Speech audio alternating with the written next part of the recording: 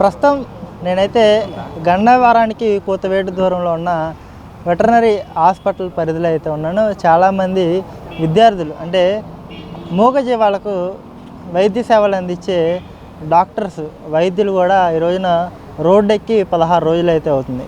వీళ్ళు ఎందుకు రోడ్డు ఎక్కాల్సి వచ్చింది, దీని వెనకాల ఉన్న నేపథ్యం ఏంటి, ఇంత మౌనంగా ఎవరిని కూడా ఏమీ అడగకుండా చాలా నిశ్శబ్దంగా వాళ్ళు ఉద్యమం ఎందుకు చేయాల్సి వస్తుంది ఏంటి అనేది వారిని అడిగి తెలుసుకునే ప్రయత్నం అయితే చేద్దాం. నమస్తే బ్రదర్, మీ పేరు?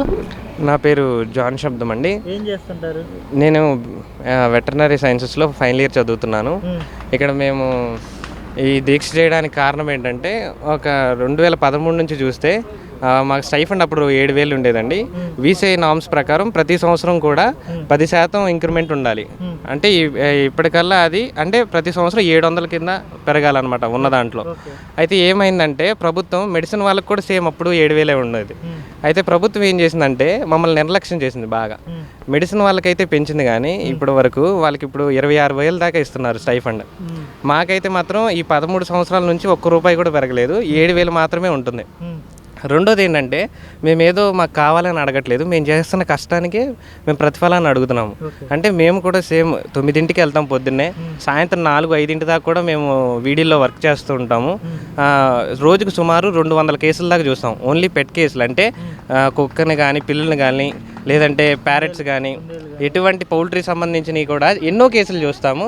ఇంకోటి ఏంటంటే లార్జ్ యానిమల్ కేసులు, క్యాట్లు, బఫెల్లోని, షీప్, గోట్ కూడా మేము చూస్తూ ఉంటాము. మేము ఎంత వర్క్ చేస్తున్నప్పుడు మా వర్క్కి సరిపడా జీతం రావట్లేదు, స్టైఫండ్ రావట్లేదు అనేది మా వేదన. అంటే ఒక సామాన్య కూలీకి కూడా రోజుకి 9 నుండి 4 వరకు పనిచేసే కూలీకి 900 దాకా ఇస్తున్నప్పుడు మేము ఒక డాక్టర్స్గా 9 నుండి 4 వరకు పనిచేస్తున్నప్పుడు మేము ఎందుకు అంత వేతనాన్ని కోరుకోకూడదు అని మా ధ్యేయం. మేము ఇక్కడ మేము అందరం ఫస్ట్ ఇయర్స్ నుంచి ఫైనల్ ఇయర్ వరకు అందరం మా సీనియర్స్ అందరం కలిపి స్ట్రైక్కి కూర్చున్నాము. మేము గత 16 రోజులుగా కూర్చుంటున్నాము ఇక్కడే. మేము రిలే నిరాహార దీక్ష కూడా చేస్తున్నాము. మేము స్ట్రైక్ ఎందుకు కూర్చున్నామంటే మాకు మా స్టైఫండ్ని పెంచాలని గవర్నమెంట్ని కోరుతూ కూర్చున్నాము. అంటే స్ట్రైక్ ఇవన్నీ పక్కన పెట్టండి, అసలు గ్రౌండ్ రియాలిటీలో మీరు పడే కష్టం ఎవరు చూడరు, ఎవరు గుర్తించరు. అంటే ఇన్ హౌస్లో మీరు చేసే ఎఫర్ట్స్ కానివ్వండి, మీరు పడే కష్టం కానివ్వండి, వీటి గురించి ప్రస్తావించాలంటే మీరేం చెప్పుకొస్తారు? గ్రౌండ్ లెవెల్లో అంటే మేము చేసే కష్టాన్ని గుర్తించేది ఎవరైనా ఒక పెట్ ఓనర్స్కి కానీ ఒక ఫార్మర్కి కానీ వాళ్ళని అడిగితే వాళ్ళకి తెలుస్తుంది ఒక కష్టం అనేది ఏంటనేది.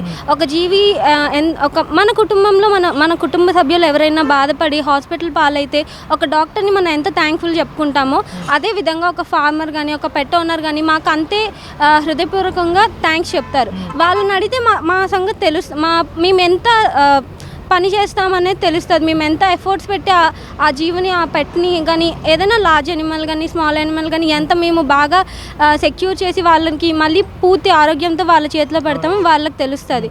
ఇది మా కష్టాన్ని మనుషులు ప్రాణాలతో గుర్తించడం కాదు, ప్రాణులు అవి చెప్పలేవు, అవి మాట్లాడలేవు, వాటిని మేము గుర్తిస్తున్నాము. వాటి బాధను మేము గుర్తిస్తున్నాం అంటే మా బాధను కూడా మీరు గుర్తించాలి కదా. మా పనిని వేరే వాళ్ళు అంటే కంపారిటివ్గా చూడకుండా మాది ఒక యూనిక్ వేలో చూడండి. ఒక మనిషి జీవం లైఫే కాదు కదా, ఒక యానిమల్ది కూడా లైఫే కదా. సో మీరు పర్టికులర్గా ఒక ఫార్మర్ని అడిగితే మా ఎఫర్ట్ ఏంటని చూస్తాం. మేము ఒక మనిషికి ఎలా చూస్తామో మేము ఒక యానిమల్ని కూడా అంతే ఇష్టంగా ప్రేమగా చూస్తాము. అంటే ఇప్పుడంటే మీలో చైతన్యం వచ్చింది, మీరు ఉద్యమానికి కూర్చున్నారు. మీ ముందు మీ సీనియర్స్ కానివ్వండి లేకపోతే వాళ్ళు కూడా ఈ రకమైన ప్రాబ్లమ్స్ ఫేస్ చేశారా? ఒకవేళ ఫేస్ చేస్తే వాళ్ళకి ఎలాంటి ఇబ్బందులు ఎదురైనాయి? వాళ్ళ నుంచి ఏమన్నా కొన్ని ఇన్పుట్స్ ఏమన్నా తీసుకొని ఏమన్నా మీరు ముందడిగేశారా? బిహైండ్ స్టోరీ ఏంటి అంటే ఏం చెప్పుకొస్తారు? చేశారండి. 2013లో చేశారు స్ట్రైక్. అప్పుడు 2013లో చేశారు. అప్పుడు 3,500 ఉన్నది 7,000 అయింది. మళ్ళీ 2000 2016-17లో కూడా చేశారు, అప్పుడేం రెస్పాన్స్ లేదండి. 2022లో కూడా చేశారు, ఇదే టెంట్లో ఇక్కడే చేశారండి. అప్పుడు 2022లో చేశారు, అప్పుడు గవర్నమెంట్ వచ్చింది, మాట్లాడారు. మంత్రి గారు అప్పుడు సిదిరి అప్పలరాజు గారు వచ్చారు, మాట్లాడారు. కానీ మాకు ఏ న్యాయము జరగలేదండి. ఈసారైనా న్యాయం జరుగుతుందని మేము ఆశిస్తున్నాం. మేము కాంటాక్ట్ అవ్వడానికి ట్రై చేస్తున్నాం. మీతో ఎవరైనా సంప్రదింపులు చేస్తున్నారా? మేము స్ట్రైక్ చేయకండి, ఆపేయండి, రండి మాట్లాడదామని చెప్పేసి? లేదండి, అలాంటి కాల్ ఆఫ్ చేయమని ఇప్పటి వరకు అయితే మాకు రాలేదు. మాకు ఇంకా పాజిటివ్ రెస్పాన్స్ వచ్చేంత వరకు వెయిట్ చేస్తున్నాం. అప్పటి వరకు చేస్తూనే ఉంటామండి. మంత్లీ ఫీజు అనమాట 2500 వరకు అవుతుంటుంది. ఇంకా 5.5 years అండి. అంటే 4 సంవత్సరాలు చదివి 1 సంవత్సరం ఇంటర్న్షిప్ చేయాలి. అంటే ఇంటర్న్షిప్లో 7,000 ఇస్తాను అంటున్నారు. అది మాకు అంటే ట్రాన్స్పోర్ట్కి కానీ మెస్కి కానీ దేనికి సరిపో, మీకే తెలుస్తుంది కదా, ఇక్కడ చూస్తే అర్థమవుద్ది. ఇక్కడ ఎంత పని చేస్తారు, పని చేసినప్పుడు రైతు వచ్చి అడుగుతారు, అయ్యా కాపాడండి అని. అప్పుడు ఏమంటారు, మీ అంటే ఆ పశువుల బాధ్యత మాదే అంటారు.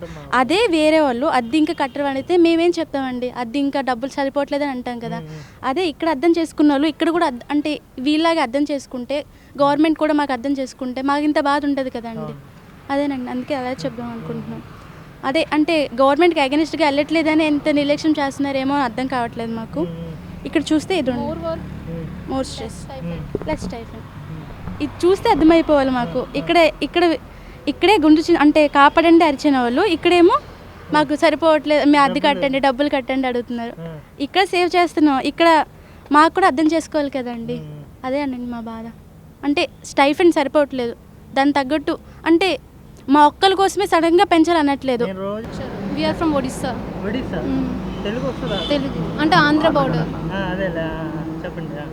అంటే వేరే స్టేట్ నుంచి కూడా ఇంత కష్టపడి ఒడిస్సాలో 17,000 అలా ఇస్తున్నారు. అంటే ఏపీలో చదువుకున్నాను కాబట్టి లోకల్ కింద వస్తాను. 5 years చదివితే లోకల్ కింద వస్తారు. దానివల్ల ఏపీ ఎంసెట్ అనేది రాసి దీనిలోకి వచ్చా. అంటే ఈ కోర్స్ అనేది చాలా బాగుంటుంది. హ్యూమన్స్ కన్నా యానిమల్స్ని బాగా ట్రీట్ చేయొచ్చు. అలానే కాదు, ఈ కోర్స్ చాలా బాగుంటుందని విన్నాం, దాన్ని బట్టి ఇలాగ వచ్చాం. అలాంటిది స్టైఫండ్ ఇంక్రీజ్ చేయట్లేదు. గ్రౌండ్ రియాలిటీలోకి వచ్చినాక ఏమర్థం చేస్తున్నారు మరి? అంటే పెంచుతామని ఒక కాన్సెప్ట్ ఉంది, దానివల్ల ఇంకా స్ట్రైక్లో నిల్చున్నాం. అది అవుతుందని మేము ఆశిస్తున్నాం. అంటే కళ్ళకు కట్టినట్టుగా ఇక్కడ మొత్తం కూడా వివరంగా ఉంది. అయ్యా మా ఆవుని కాపాడున్నాయి అని చెప్పేసి ఒక రైతు, వీటిని కాపాడటం మా బాధ్యత అన్నట్టుగా డాక్టర్ గారి నుంచి రెస్పాన్స్. ఇక్కడేమో స్టైఫండ్ సరిపోవడం లేదని చెప్పేసి ఒక పక్క ఆవేదన, ఇంకా అద్దె కట్టమని చెప్పేసి ఓనర్ నుంచి వేధింపులు.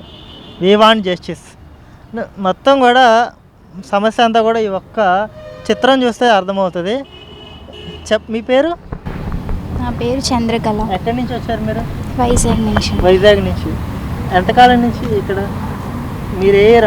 ఫస్ట్ ఇయర్ చదువుతాం. సరిపోతుందా మీకు? 7,000 అంటే సరిపోదు కదండి. హాస్టల్ ఫీజు ఎంత మీది?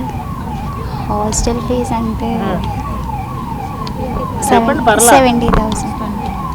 70,000 సంవత్సరానికి 70. డిపాజిట్ మొత్తం అంతా కలిపి 70,000 కట్టాలి అంతేనా?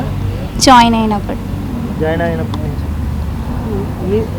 మీ బాధని మీరే చెప్పాలి, నాకు తెలియదు కదా.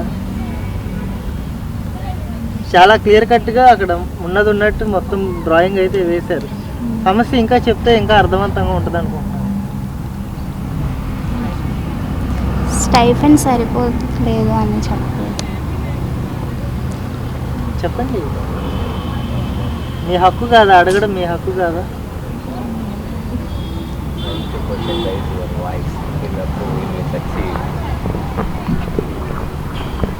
చెప్తారా అక్క?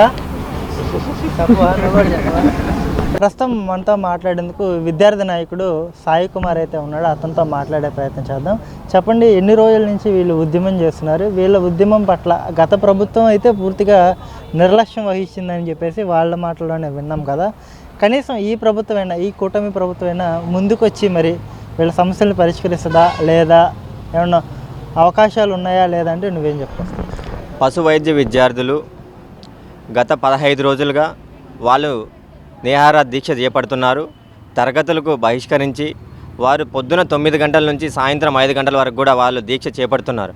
అంటే గత ప్రభుత్వం కావచ్చు, ఈ ప్రభుత్వం కావచ్చు, అంటే ప్రభుత్వాలు మారినా విద్యార్థుల యొక్క జీవితాలు మారట్లేదు, వారికి కావాల్సిన సదుపాయాలు కల్పించడంలో రాజకీయ నాయకులు నిర్లక్ష్యంగా వహిస్తున్నారు. అంటే ఆ ప్రభుత్వం కాదు, ఈ ప్రభుత్వం కాదు, ఏ ప్రభుత్వం వచ్చినా విద్యార్థుల యొక్క జీవితాల్లో వెలగబుచ్చుతాం, వారికి విద్యారంగానికి ప్రాధాన్యత కల్పిస్తామని చెప్పి ఇదే మా యొక్క ప్రధాన లక్ష్యం అని చెప్పి రాష్ట్ర వ్యాప్తంగా కాకుండా రాజకీయ నాయకులందరూ కూడా వాళ్ళు వాగ్దానాలు పలుకుతున్నారు. కానీ వాగ్దానాలు పలికి అధికారంలోకి వచ్చిన తర్వాత కుర్చీల్లో కూర్చున్న తర్వాత ఏ రాజకీయ నాయకుడు, ఏ పార్టీ నాయకుడు కూడా విద్యార్థుల జీవితాల్లో వెలగబుచ్చడానికి నిర్లక్ష్యం వహిస్తున్నారు. దీనికి ప్రధానంగా చెప్పుకోవచ్చు. గత ప్రభుత్వం కూడా ఇదే పద్ధతిలో వీళ్ళు ఇదే కళాశాలలో విద్యార్థులు కూడా ఇక్కడ దీక్షలు చేపట్టారు. మేము వస్తాము, మీ యొక్క సమస్యను పరిష్కరిస్తామని చెప్పారు. అదేవిధంగా స్వయంగానే వాళ్ళు ఇక్కడికి వచ్చి, ఒక రాజకీయ నాయకుడు ఇక్కడికి వచ్చి మీ యొక్క స్టైపెండ్ మేము పెంచుతామని చెప్పి గతంలో ఉన్నటువంటి వైసీపీ ప్రభుత్వం నాయకుడు ఎమ్మెల్యే గారు ఇక్కడికి వచ్చి స్వయంగా వాళ్ళు ఇక్కడికి చెప్పారు. ఆ మాటను నమ్మినటువంటి విద్యార్థినులు మేము ఈ దీక్షను విరమించుకుంటున్నామని చెప్పి వాళ్ళు విరమించుకున్నారు.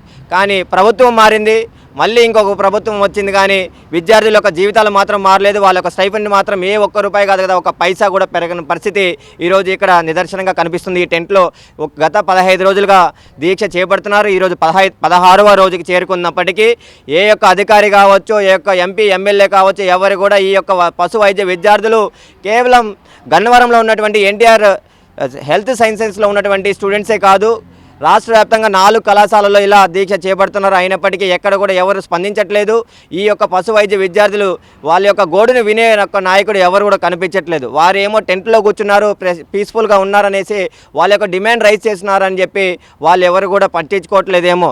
మరి ముఖ్యంగా ఈరోజు ఎన్టీఆర్, కృష్ణ ఈ యొక్క గ్రాడ్యుయేట్స్ ఎమ్మెల్సీ జరుగుతున్న సందర్భంగా ఇక్కడ విద్యార్థులను ఒకరు బయటకు వచ్చి వాళ్ళు అడుగు పెట్టాలన్నా కూడా ఈరోజు వారు బయట పెట్టలేని పరిస్థితి. 144 సెక్షన్ నడుస్తుంది, మీరు బయటకు రాకూడదు.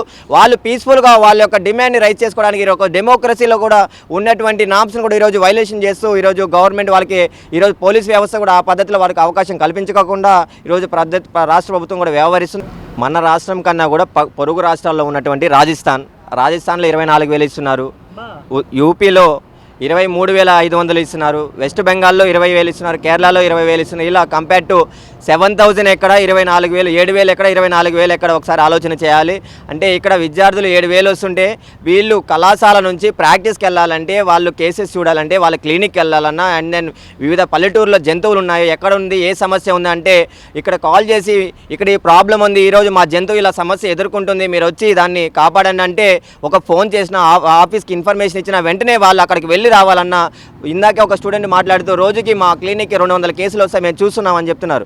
200 కేసులు వచ్చినటువంటి క్లినిక్లో ఈరోజు విద్యార్థులు వీళ్ళందరూ కూడా బయటికి వెళ్ళి వాళ్ళందరూ అక్కడ వెళ్ళి క్లినిక్కి వెళ్ళి అక్కడ నుంచి మళ్ళీ ఫీల్డ్కి వెళ్ళాలంటే 7,000 ఏ మాత్రం ఎక్కడ సరిపోతుందని చెప్పి కూడా ఆలోచన చేయాలి. ఈరోజు ఈ రానున్న రోజుల్లో బడ్జెట్ సెక్షన్లో కూడా జరగబోతుంది. ఈ బడ్జెట్ సెక్షన్లో కూడా అసెంబ్లీ సమావేశంలో కీలకంగా చర్చించాలి. ప్రధానంగా వెటర్నరీ స్టూడెంట్స్ యొక్క ఇష్యూస్ని డిస్కషన్ చేసి అక్కడ వెటర్నరీ స్టూడెంట్స్కి స్టైపెండ్ ఇంక్రీజ్ చేసే పద్ధతిలో ఆలోచన చేసి వాళ్ళకి సర్క్యులర్ ఇష్యూ చేయాలని చెప్పి కూడా ఏఐసీగా మీ సందర్భంగా రాష్ట్ర ప్రభుత్వం డిమాండ్ చేస్తుంది.